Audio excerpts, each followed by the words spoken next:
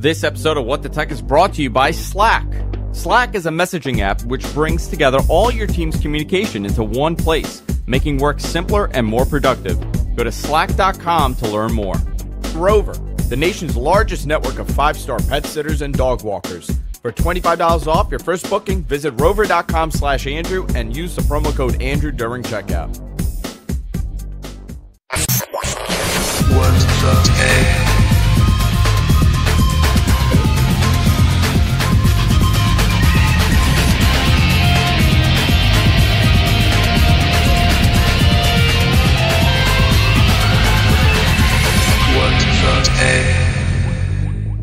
Hey everybody, welcome to What the Tech. I'm Andrew and of course I'm joined by the one, the only Mr. Paul Thurrott. How you doing, Paul?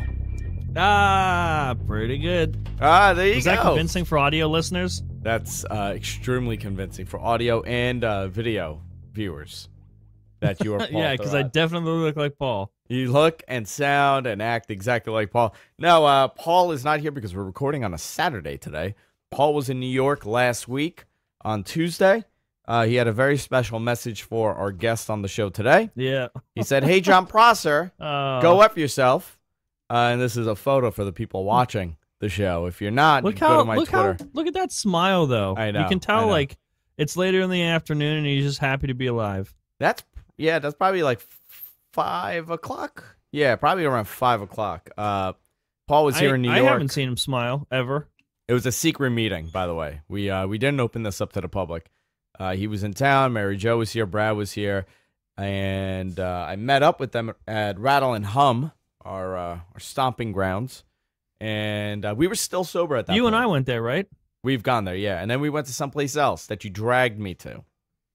Yeah, that I dragged you to. Yeah, that we can't really talk about on this show because it's a family-friendly show. Are you sick? Paul, I sound terrible, right? You sound awful. Yeah. I was not feeling great on Monday when I saw Paul. Dude, I also love how you're not centered. You're just kind of like off, drifting away. I'm drifting slowly, little by little. It's whatever. I'll fix it. I'll fix it at some point. You know, at this point, who cares? Man. Nobody's watching. Everybody's listening. No, we do have a lot to talk about. I actually wanted to talk about some of the stuff that you've been discussing on your show. By the way, Jon Prosser's here, everybody. Jon Prosser from Front Page Tech. You can follow him on Twitter at Jon_Prosser. And you could, of course, follow Front Page Tech on Twitter and everywhere else. And, of course, they're on YouTube, so go subscribe to them. You know, you're very polarizing for some reason. Yeah. Our audience. And I honestly think it's because you're young. Probably. I think that's why you're polarizing. Paul's got so many years on me, man, and he's Paul wise loves you, by the way. Paul loves you. He better. Yeah, he does. He really likes you. I think you're polarizing because you're young and you really speak the truth of how you feel at that moment. And that's something that I've always attempted to do, at least. And I think it upsets people when you're reactionary in the sense that especially when you're covering technology, you automatically, you give a very reactionary response with everything that happens. So like at that moment, that's how you feel and you're going to talk about it. Is that like something that you've kind of attempted to do when you're covering technology, or is this something that just started happening? There's been a shift for sure. Like I would say it's pretty new and recent, probably like it hasn't been a whole year yet since I've started to do this, but I've just decided, if I can't tell people exactly how I feel, if I can't share my true, honest opinions, why even talk? Like, why post any videos? Why post any tweets? Like, I'll just be like everybody else. And so I just decided if people hate me and want to leave or unfollow, that's cool. But I'm just there's no point to me being here if I can't say what I want to say. No, I love that. Which I want to talk a little bit at the end of the show with you about how you cover technology again, because I always enjoy talking to people and how, get their perception of what's happening in technology right now. Before we continue, obviously, and get into all the news, I want to talk about our new sponsor, and this is coming in right at the perfect time because I'm going away on vacation, and it's Rover. Rover is the nation's largest network of 5-star pet sitters and dog walkers. Now, this is actually really cool how this works. I'm gonna get the offer out first, and then I want to kind of talk about why I think this is really cool. You get $25 off your first booking by visiting rover.com/Andrew when you use the promo code Andrew during checkout. So what Rover does is it connects pet owners with pet parents with dog people that'll treat their dog like family, their pets like family. When you can't be there for your dog, you can trust Rover to keep your dog happy and healthy. You can search, book, favorite, and pay all through a convenient and easy mobile app on your phone. You can even get custom updates from your pet sitter, such as adorable photos and just photos of your dog walking, photos of them spending time with your dog.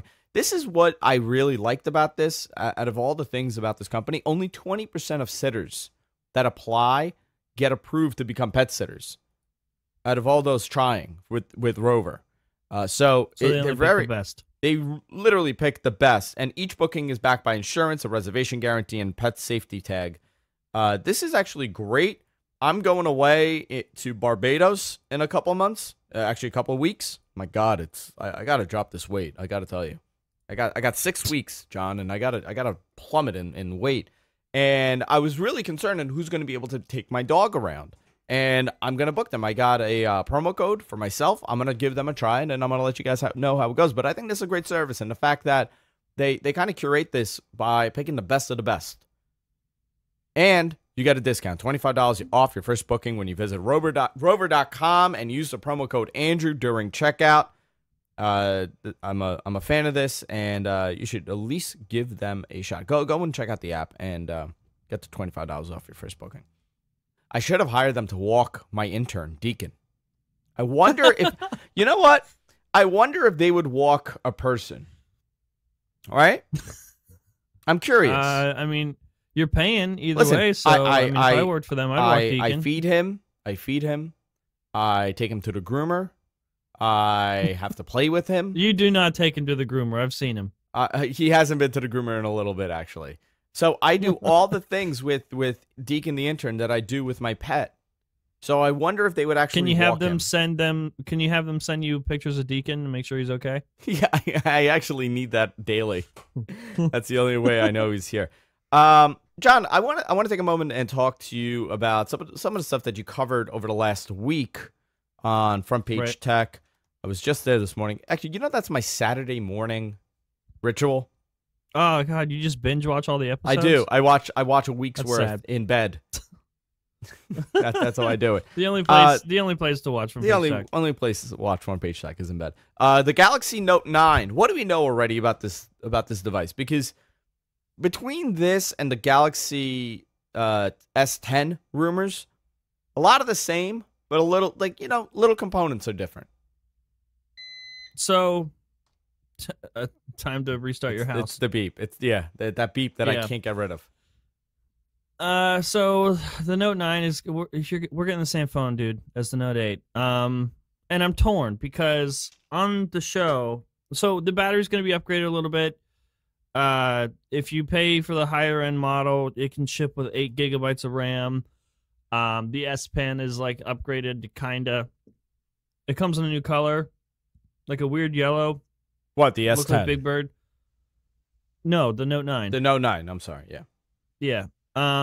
It's going to be announced on August 9th, but like we already know everything. A Russian reviewer who literally gets his hands on a Samsung device way early, every single year, and has been accurate every time, reviewed the phone already. And it's relatively the same. And I'm torn because I tell the audience when I'm talking about this stuff that like, these phones won't sell. Like the average consumer does not care. They don't understand the internals. They don't even care about what the specs are. They don't care that the battery's upgraded a little bit. A couple years ago, when the Note 8, actually no, with the Note 7,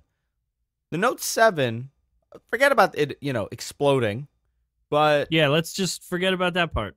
At that time, it was still kind of necessary to kind of at least consider the Note lineup because they were larger screen phones. The Note 7 was an amazing phone. It was a great phone. That was the issue. It was like, it was the first phone in a while where it was like really impressive from Samsung. Samsung has always made great stuff, but there was a point where they needed to step back and stop trying to do all the things and just be a good, solid, all-around Android device.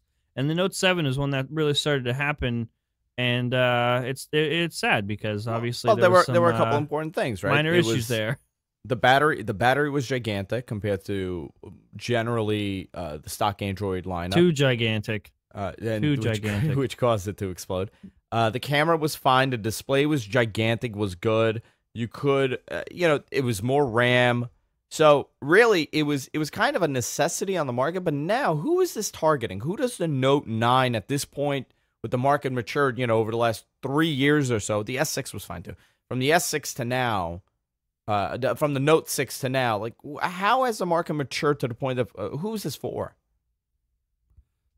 I just think there's a weird subset of people that do like those Note products, and specifically just like bigger phones, and that's fine. But like, I would just give the argument of, if you're thinking about a Note device, why not just get the S9 Plus? That's what I have. It's like the same thing. Yeah. It's when I was gonna choose between Note 8 and S8, I chose a S8 Plus, and it's just like, why not? There was no reason not to do that. What I'm having an issue with, and I mean, you understand, but when I tell my audience, like, the average consumer only cares about how it looks. Like, the Samsung, even, they shouldn't have to, but like, they need to come out with a new phone design every year, because that's the only way to sell devices for them. Because the average consumer, they can't tell. They're not going to be able to tell that the Note 9 is the new phone, because it's going to look the same as last year. We saw that with the S9. It looks like the S9 is an amazing phone, but it looks like the S8. People don't know the difference, so the S9 did not sell well at all. But like, at the same time, when I say Samsung, you have to make a different looking product every year. You can't expect to sell consistently with the same looking device. Then people throw that argument of Apple towards me, where it's like, well, Apple made the same phone for all these years and they still sell them. But like, that's Apple. A whole different. People with Apple, it's different. Consumers, especially Apple consumers, when it's time for an upgrade, they'll just say, give me the new iPhone. I want the new iPhone. Like, Apple's established in a different way. No one's saying, hey, give me the new Note product, whatever that is. I also People don't even know what the new iPhone is, and they just ask for the new iPhone. Well, I think with the Apple's benefit is, if you really consider it, you kind of know what the improvement will be, even if you don't follow technology. You're guaranteed. Yeah. You know exactly what it's going to be. It's going to be faster, and the camera's going to be better with every single one. Even if it's you could take this and do a photo shootout, and you could say, well, it's a little bit better, but overall, every single iPhone release, iPhone 6, 6 Plus, 7, 10, 8, whatever, you know that the camera will always be improved. My daughter's very upset over the iPhone. Very upset. Be too. Yeah, but you know that, right? Like, we, as a consumer, you could go and without knowing anything about it, go and picking it up, and you're going to get these improvements. I don't think any other company on the face of the planet has that user experience and user expectation where, without knowing anything about the S6 or S7 or the S9 or S8 or S9, I mean, you could assume, but do you really know if it's going to be that much better? No, you don't. Yeah, you don't. There's definitely a difference in just the type of consumer. Like, Apple has a dedicated user base. I mean, there might be like 10 people out there that say, hey, I buy a Note every year. I can't wait for the next Note device. There might be those people, but for the most part, you only see those kind of people in the Apple camp. Yeah, it's very interesting that the Apple side. Yes. Finish what you're saying. No, you go. The conversation, different direction. No, go ahead. Okay, so I need your opinion because nobody agrees with me. Like, literally, people are so angry with me right now. So we're getting 3 new iPhones this year, right? We are getting. So let me see if I can remember this. We're getting a bigger iPhone 10, right? We're getting a 6-inch one. We're not. 6.5 inch. 6.5. Yeah, 10 6.5. Plus. 10 Plus. 5.8 inch follow up to the iPhone 10. iPhone 10 5.8 inch. What is it? Is it 5.8 now? What's the exact number? Yeah. Okay. 5.8. So, okay. and then a 6.1-inch LCD model. Which would be this. Right? Effectively. Well, so I'm getting a lot of heat online because I'm predicting that the LCD model outsells the other two. Oh, that's a great... I want to get in on this bet. You want to make this into a bet? Yeah. Okay. I'll do it. The LCD model, which this is not LCD. First of all, right? This is not. This is OLED. What are you holding up right now? 7 Plus. Oh yeah, that's LCD. They haven't LCD. done OLED until the iPhone 10. But here's the thing. The 6.1-inch LCD iPhone, Andrew, is going to look the same. It's going to have the iPhone 10 design. The only is this physically certain? the only it's Apple, and we have the leaks at this point, and we have the patents and all that stuff. In fact, we have phone manufacturers have been the ones to leak the phone at this, or not phone manufacturers, phone case manufacturers have been the one to leak the phone. But it's going to be the same thing. It's going to look the same as the iPhone 10. It's not going to have 3D touch. It will have Face ID. The notch will be there and everything. They're using LG's MLCD Plus display technology, which allows... First of all, can we talk about LG? Go ahead. The displays are terrible. Oh, yeah, we can definitely talk about... They are okay, so here's the thing. LG's displays have been terrible. Their MLCD Plus displays are not terrible. Their OLEDs are really bad. We saw that with the Pixel 2 XL. And for... that's a whole other topic. Okay, so the LCD iPhone is going to look the same. It's going to have the notch. They're using the MLCD Plus display technology because it allows for a smaller chin at the bottom to connect the display for the display connector to actually connect the display to the circuit board. And because of that, they're able to keep the bezels that you see on the iPhone 10, or the lack of bezels. They're able to do the same thing with the LCD model effectively. The only difference is it's going to have a single camera lens on the back, but it is a completely new optic sensor for Apple on this phone. On the rear, for the rear optics. For the LCD model, it's going to be completely different. Since it's a mid-range phone, it's going to have one lens on it, and the price is going to be $650, $700.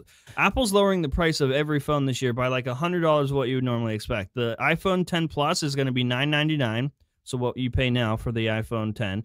The iPhone 10 follow-up is going to be $899, and then this LCD model is going to be $650 to $700. People have leaked $550 saying that's going to be the price. I don't believe that. Apple wouldn't do that.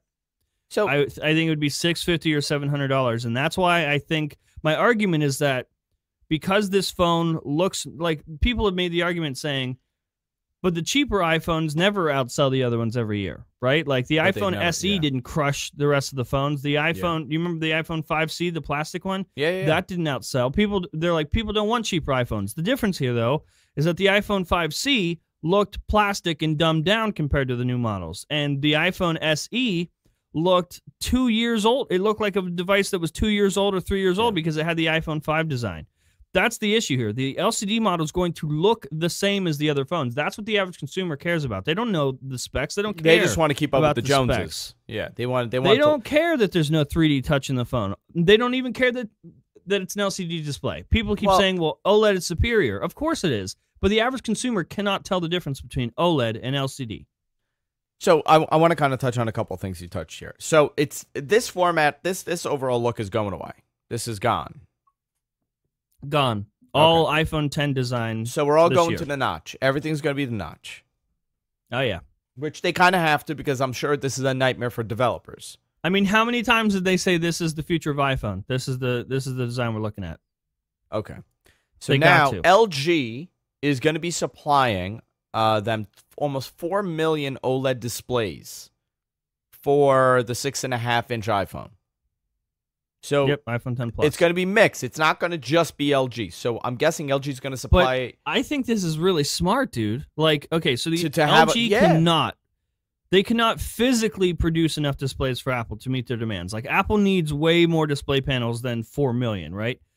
I think that Apple's just using this as a negotiating tactic against Samsung, so they don't have to keep paying $110 per display for each of these devices. They can say, They can use LG and say, hey, we're getting these displays from LG for $40 less. We could just move to LG. Samsung makes a lot of money off of Apple. It'd be really bad if Apple pulled out from using Samsung, or Samsung could just call their bluff and know that LG couldn't possibly handle it.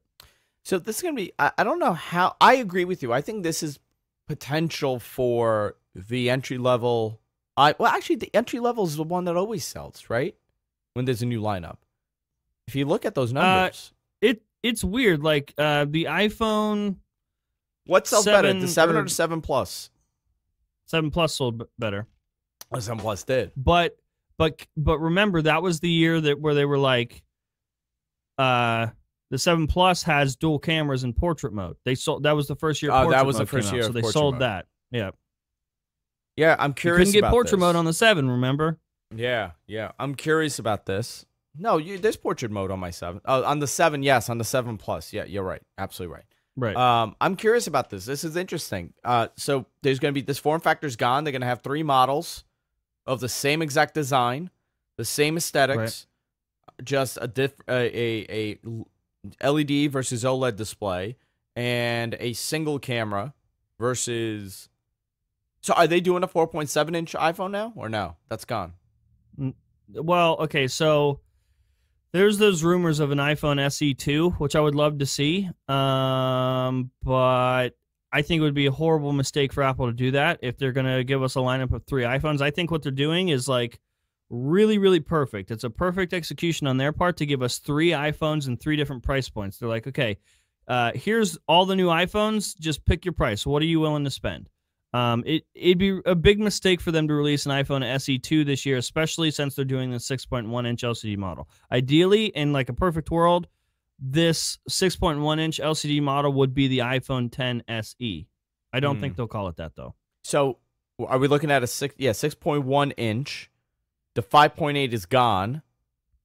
Nope, 5.8 is still there. Is the iPhone X follow-up, the iPhone X2. And 6.5 is the big one. Yep, their naming is awful, huh? Yeah. This is getting. I don't think people are going to understand this, but it is interesting. I'm curious to see how well this sells. I would take that bet. That's a smart bet that entry level iPhone X would be the one that sells. So the people are mad at me because when I was trying to explain my reasoning, I called the Apple consumer the average consumer. People are like, Apple consumers are not average consumers. They expect the best, blah, blah, blah. Like they're all special snowflakes. No, it's everybody has an iPhone. My grandmother that's what has I'm an iPhone. saying. They sell hundreds. Apple, by the way, a good thing for my point is Apple has ordered more LCD models into production than the iPhone X follow-up and the iPhone X Plus. They've ordered more LCD models. More LCD models. So okay. They've ordered almost 100 million, or they're going to order almost 100 million. So they expect to sell a lot of these devices. And that's not like Apple sells a lot of phones. And if you think that there's 100 million really diehard Apple fans, you're wrong. Like these are not the people lining up outside of Apple stores when there's a launch of an iPhone. Those are the vocal minority. The rest of the people are going to buy these phones throughout the year, and they are the average consumer. They're going to walk into a store and be like, hey, I want the new iPhone. And then they're going to see, hey, this one looks like the new one, and it's cheaper. Give me that one. I'm going to tell you right now. You know which one's going to be the worst-selling iPhone of 2018? That 5.8-inch follow-up? The iPhone, the 5.8-inch. If I'm going in, and this is actually pretty deceiving to a consumer, where if I go in, right, if I'm going into the store and I'm seeing these phones, I would imagine a 6.5-inch display one would be the most expensive, followed up by the 6.1-inch display, and then the cheapest would be the 5.8-inch display, which is the smallest. But why that's would not you how it's buy? going. Why would you buy a 5.8-inch iPhone this year if the last year's phone is gonna look like that and be the same size? Yeah, I would rather want a 6.1-inch. Yeah, that is. Oh, weird. Also, could that you is imagine? a really weird lineup. Could you imagine if this 6.1-inch LCD model also comes in some fun colors? Ooh, like periwinkle. It will crush it. It will. I want a crush periwinkle. If there's a periwinkle one, I'll buy it. This is fascinating. I do want to take a little break, my friend, and talk about a company that we both absolutely love, and that's Slack, where work happens. Find out why at slack.com. I've implemented Slack. I actually got a promotion last week. I haven't spoken about this. Did you? I did. I got a promotion. And the reason why, I actually think is because of Slack. Because I've reduced emails and I've streamlined all my team's communication. Slack is a connection tool that serves you in an all-in-one solution. It allows you to organize your team, have real-time messaging, video and voice calling, group file sharing, searchable archives, super easy to use within its app. I absolutely love this because all I do is I drag and drop files, and I'm able to kind of separate all the different groups that I talk to and easily, provide the information that's needed. We're having some big event on Sunday, which I'll talk to John about off the air. And I had to streamline this between operations, between management, between marketing, between promotions. So I had to have all this information going everywhere. So rather than sending, email after email with different information, obviously the core of the information is the same, but everybody needs to know something a little different.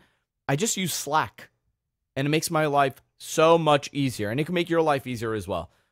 Go to slack.com, find out why. Work happens. It's amazing. I absolutely love it. And iOS and Android, it syncs seamlessly. Personally, I think we just need to get rid of email and just use Slack now. You hate email, huh? It's awful. Listen, I got a question. Do you think I'm the only person right now on the planet that's wearing a Bullet Club shirt and a Rolex? You might be. I might be. I was thinking about that. You might be. What is it, like a $20 shirt from Hot Topic and a Rolex? Yeah. Listen, I like to mix it up. I like to confuse you. I like to confuse Can't judge you. You're on your feet. Yeah, listen, and then I put these on, and you think, oh, this guy's really cool. He's so now avant-garde. you have no He's out answers there. to life. Yeah. Listen, I could walk down the street and someone's like, oh, yeah, he's somebody. There's nobody else that's going to be wearing this. That's definitely what I would say if I saw somebody. you. That man is somebody. Let's talk about Andromeda. I was going to save this for Paul, but leaks of Andromeda have come out. Yeah, now, a leaked email. A leaked email, and these are the images of. Okay, so those are concept images based off of patents. Based off the patent. These are very important to say because if we don't use the word concept, people throw a fit. This is just the concept. It's actually a beautiful concept. It looks. It's beautiful, but do you want one? Like, is it practical at all? So why? I've had this discussion with Paul many times. I think the concept is pretty cool, but who is this for, and why would I need it to detach? But it's pretty cool enough. Like, so Samsung, Microsoft was working on a Surface Mini for a while, and they canceled the project 2 weeks before they announced it. Yeah. I think what we're looking at, Project Andromeda, I think it looks cool, but, is that enough? But what are they going to do with this? That's my question. I don't know what they're going to do. I don't know if the feeling I have is I'm excited about it or if it's food poisoning. I don't know. So it blurs the line apparently between mobile and PC. That's what their leaked email said. We've seen patents for this leak, but there was an internal email that leaked where they mentioned that it's like a secret project on the down low, and it's a pocketable Surface device that's going to blur the lines between mobile and PC. And from the concept images and the patents that we have, it looks like that. It looks like it's going to blur the lines, but do we need the lines blurred? This is according to Paul, by the way. This is Thurrott.com, and I'm going to read you exactly what he wrote here.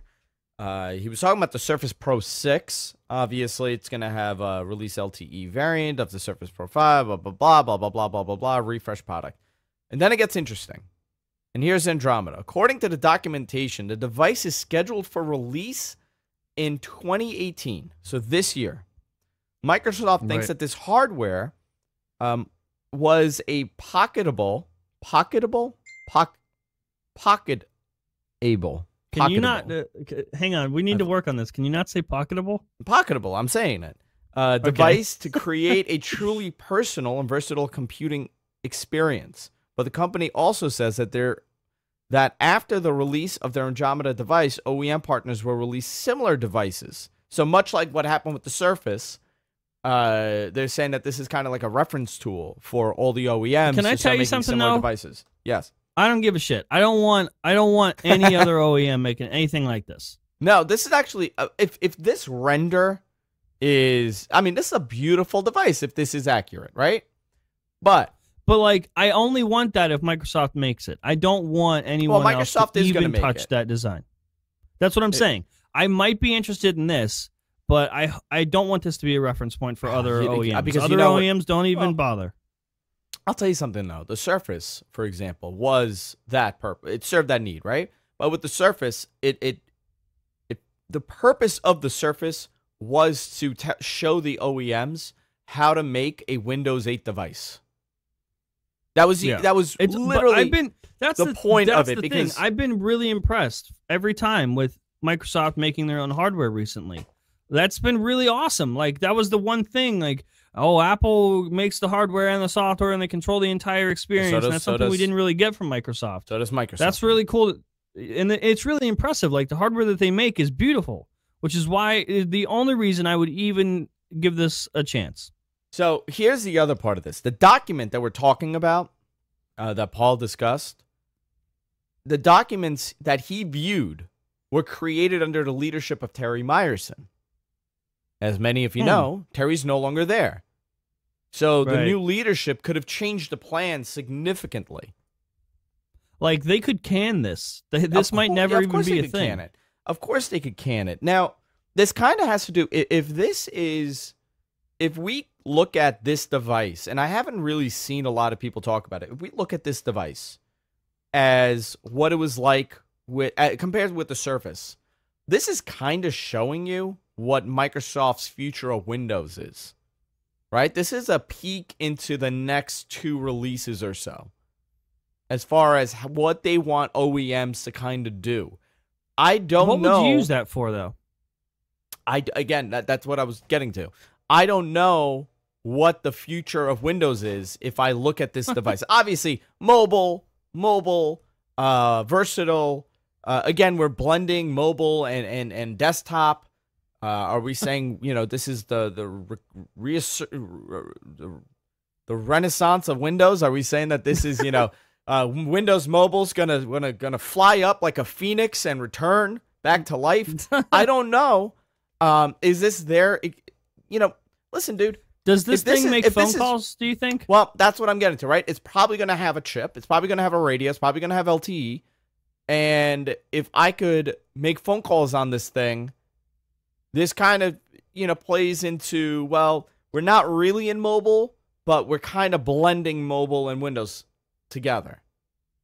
We're going back a little bit to, we don't want to enter into the smartphone market, but if you had a choice and you were walking around with your phone, if you needed your computer, this will serve both needs, possibly. This is me speculating about it. I have not spoken to Paul at all about Andromeda. Since our last conversation. His thoughts, because this is from a couple of weeks ago, which I wanted to touch on because we have not spoken about this. I have not said a word about this to him. He hasn't told me anything. So this is almost looking like it's like a digital pocket notebook. Okay, yeah. And it's like, if I look at it, it's about 7 inches each side. You can tell 7 inches just by looking at it. I can. I'm very good with measuring in that vicinity. Yeah, that looks like 7 inches. That's about a 6.5 right there. Yeah, that's about 6.5 inches, 7 inches. For audio listeners, he just licked his finger and stuck it in the air to tell. I did. So I would say that they're going to cancel this. I'd say that's there's like a 50% chance. I would say if I'm a betting man, which I am, I like to take gambles in life. Obviously, with his Rolex and his Bullet Club shirt. Rolex and my Bullet Club shirt and my hot glasses here. I would say that we will not see this. I think this was possibly a vision of Terry Myerson. I believe this was maybe a vision of Windows at one point. I don't know where this would lie in the ecosystem of mobile. And for who? The people that walk around with a Surface device. I want to see it. You want to see this device come out? I want to see it. I want to see it, but I don't know. I don't know. I still don't know if it's worth it. Like, from a business perspective, I don't know if I would release this. So, I mean, I'm looking at this. I'm like, oh, another thing for me to lose because it detaches. Oh yeah, it has a stylus also. It does have a stylus, which I love. But Also, if these concept images are right based off of the patents, like Microsoft's going to come out of nowhere and like go almost bezel-less, like beat everybody to it. oh, they probably can. They probably could. The purpose of the bezel is useless. I mean, you don't really need a bezel if you're not putting, certain things on the front for sensors. Well, that has to be an OLED display. Has to be an OLED display. Yeah. I mean, maybe Come it's back not to the bezel. image. Is I there mean, a again, no, display but this in is the a middle? render. But again, this is a render. We don't know Right. how this hinge mechanism is going to exactly work. We don't know. This is just somebody's render, but That reminds again, me of the obstacle. Galaxy X. What yeah, Samsung's but you know what it working on. reminds you of? Remember the Courier? No. The Microsoft. Okay, I got to show you this. This is from a couple years ago. Let's pull this up here. We're gonna slow things down a little bit to bring you back Courier. up. Let's go Microsoft. Oh, I'm not even typing. This is brutal for people listening. Say something wacky, John. The suspense. Nah, I like the suspense right now. Wish we had music. Did you tell me to say something wacky? Like I'm Yeah, a say damn something wacky. monkey? Ruin your I ain't career your right dancing now. monkey. Ruin your career. All right. So this is quite a few years ago. This was a concept that they had. What is It's this? called the Courier? Microsoft Courier. Yeah.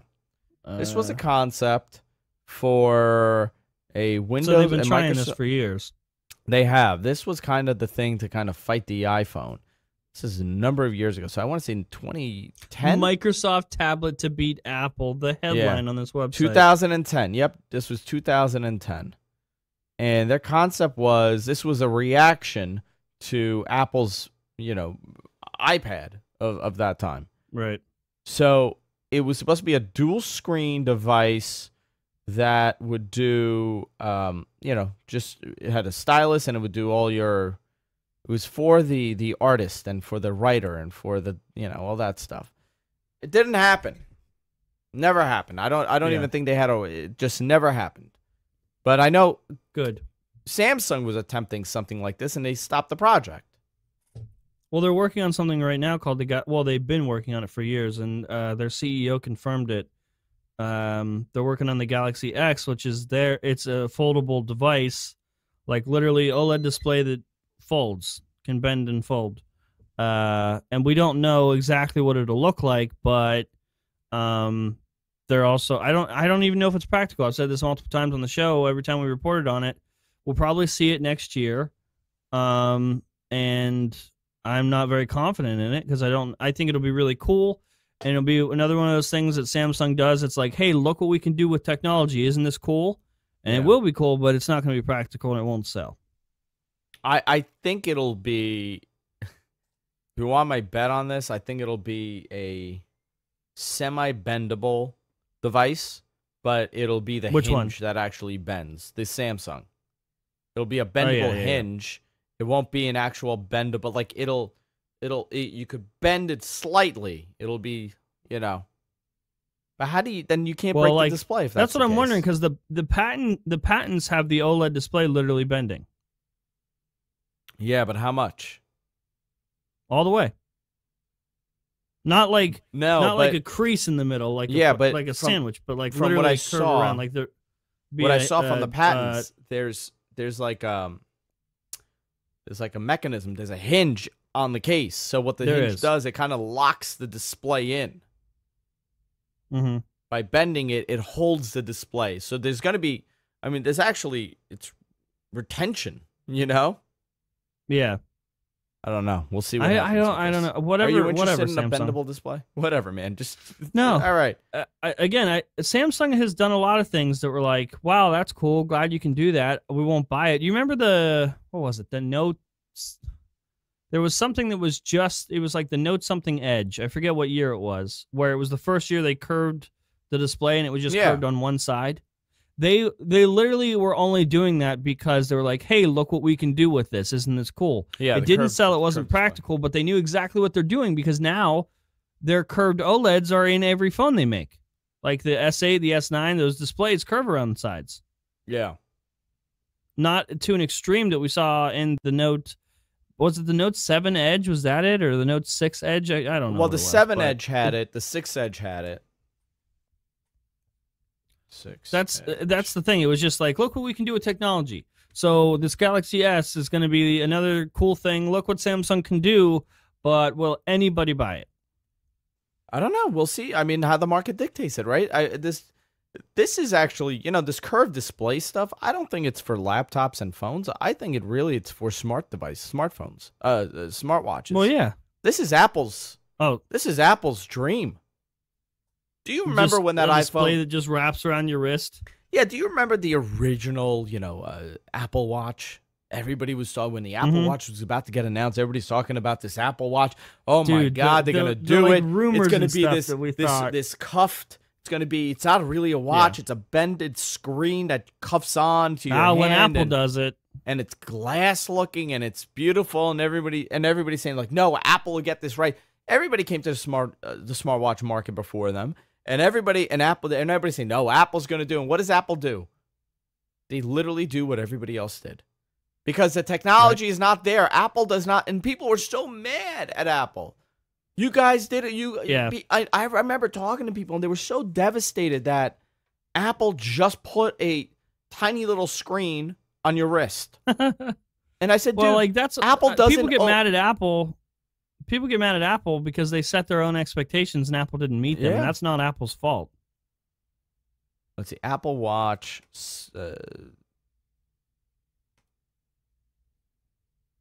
Concept, I guess. Concept, yeah. That's what I would look at.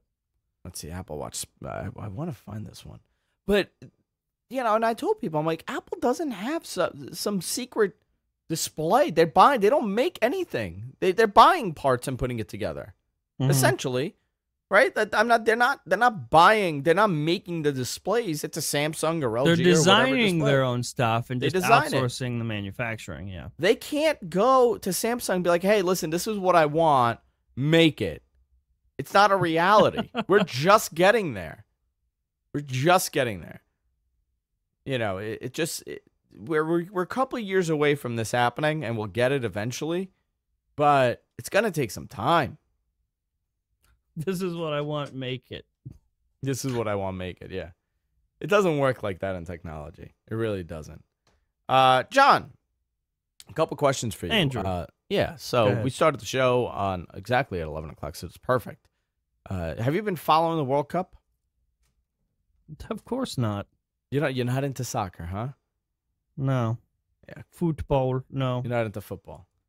Very upset right now. Argentina's getting their asses handed to them by France, 4-2. 86 minutes.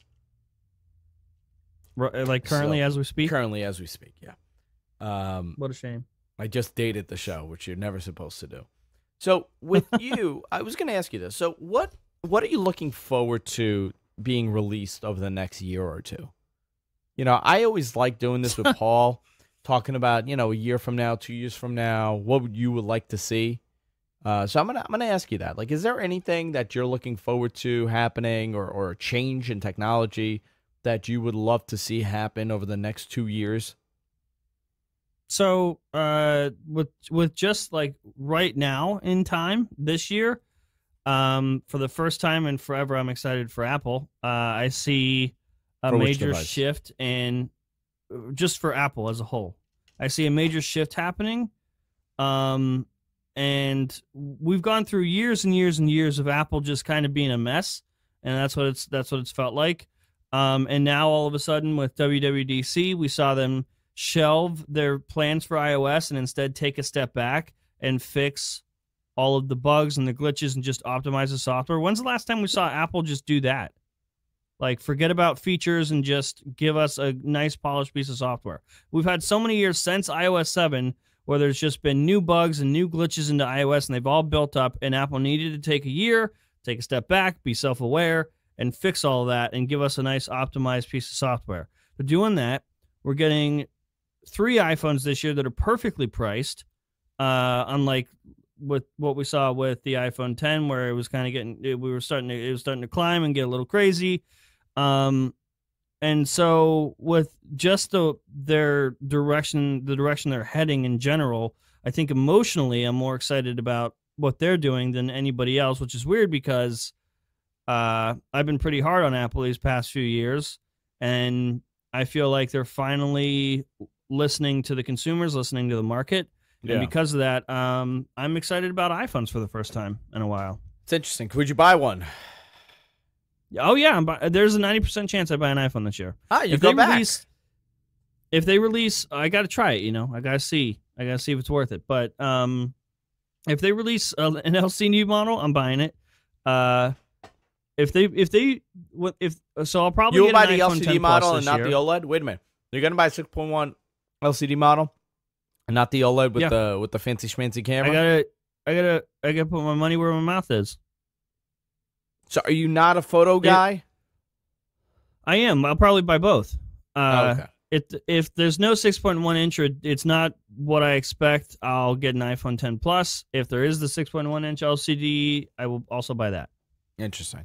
I'm hoping that within the next year they fix all the problems with the MacBook Pros. If you're talking about Apple. Yeah, the keyboard issues, you mean? I have to tell you, man, no, the keyboard, I have no keyboard issue.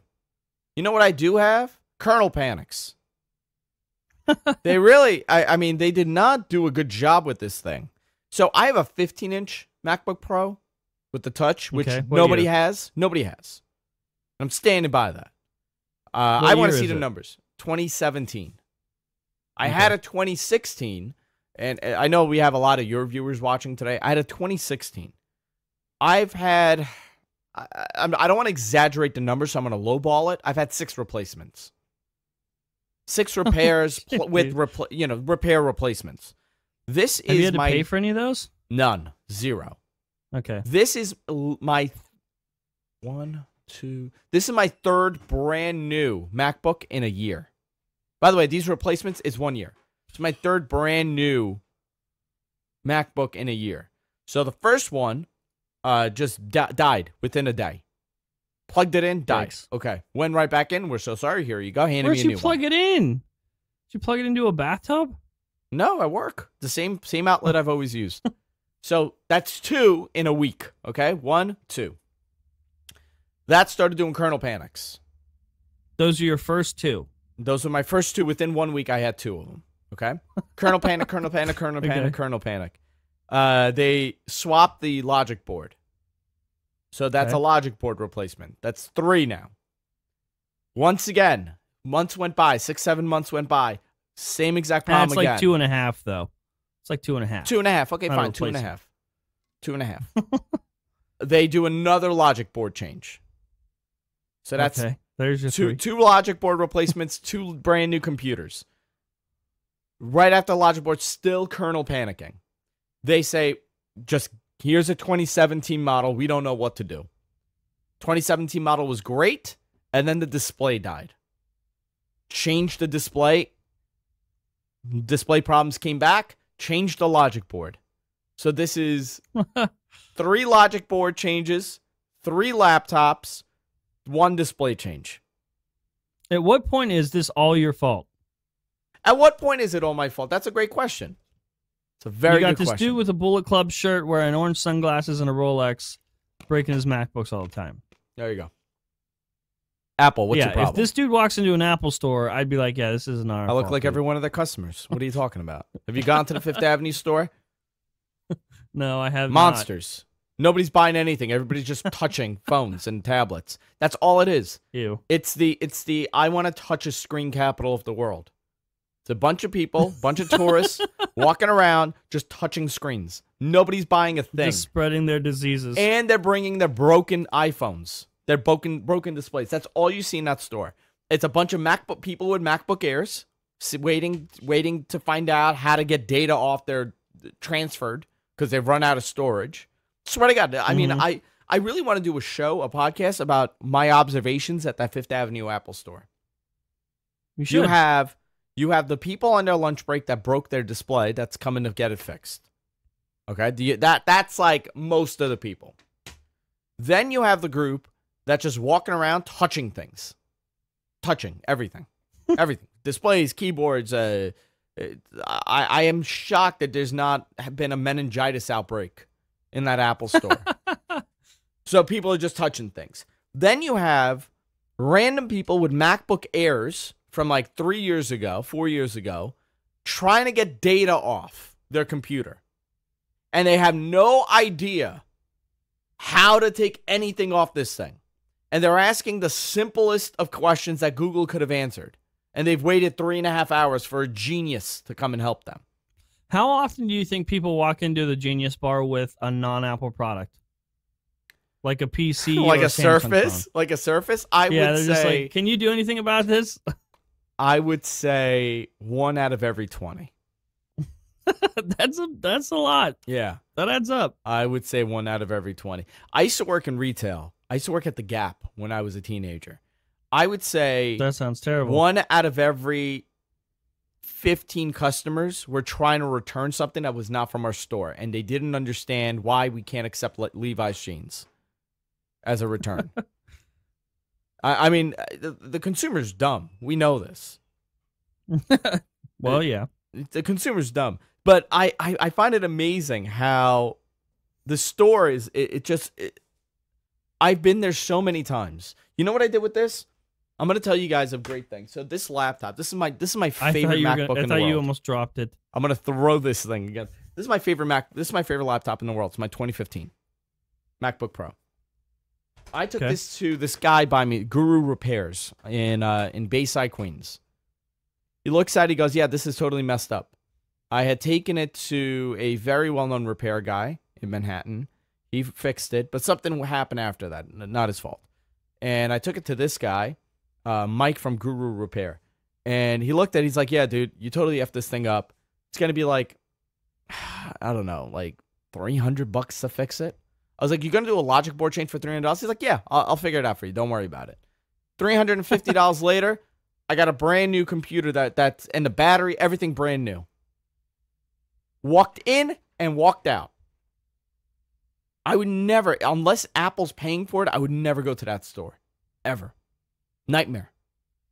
I'm also banned from an Apple store. That's another story for a different day. I lost my mind over the frayed cables.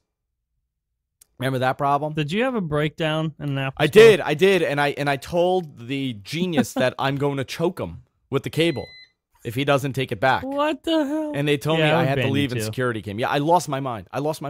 They made me drive 15 miles because they said they were going to take it back because it was a known issue with the plastic melting. And the guy's like, I can't take this back. I go, why? He goes, you put electric tape on it. Okay.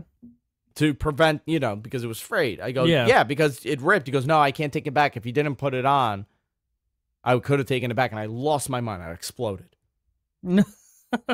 Just ripped the electric tape off. Is it fine now? Yeah. I told him I'm going to choke him with it. Yeah. Yeah, I lost my mind.